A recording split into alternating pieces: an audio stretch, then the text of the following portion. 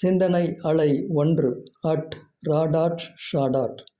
மனித வாழ்வில் ஒவ்வொரு வயதுக்கும் ஒரு கடமை உண்டு. பிறந்த குழந்தைக்கு கடமை உண்டா? அம்மாவை இறுக பிடித்துக்கொள், அவள்தான் உன் ஆதாரம். 1 வயது குழந்தைக்கு என்ன கடமை? யாரை பார்த்தாலும் கழுக்கென்று சிரித்து கவர்ந்து இழு. ஆனால் உன்னை அம்மாவிடமிருந்து பிரித்து யாராவது கொஞ்ச நினைத்தால், பிடுங்க வந்தால் வீல் என்று கத்து.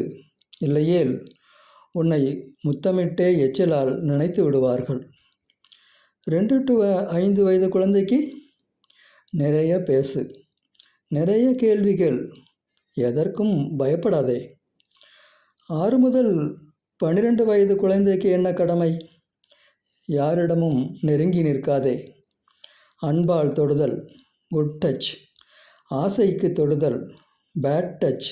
குட் டச், பேட் டச் வேறுபாடு அறிந்துகொள். 13 வயது முதல் 17 வரை லவ் என்றால் தூய அன்பு எனும் ஒரு பொருளை மட்டுமே மனதில் நிறுத்து. சினிமா காதலால் மனம் சிதைந்து விடாதே. 18 முதல் 23க்கு கல்வியே உன்னை தூக்கி நிறுத்தும் ஒற்றை தூண் என்று புரிந்துகொள்.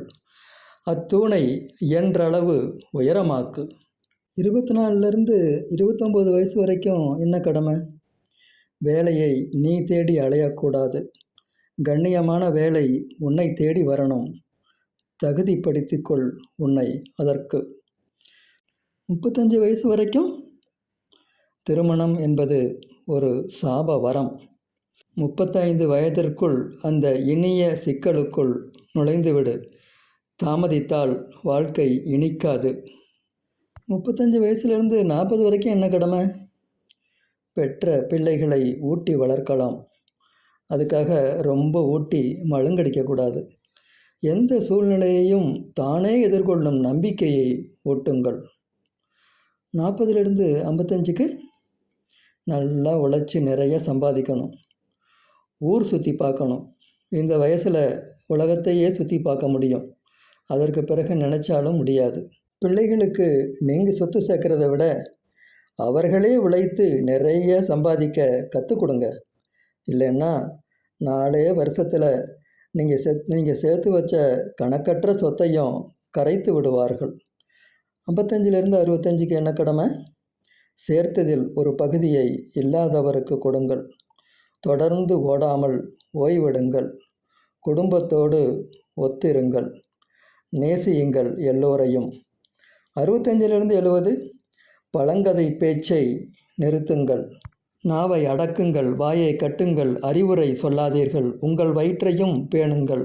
உங்களுக்கு பல நோவுகள் வரும். எல்லாவற்றையும் சமாளியுங்கள்.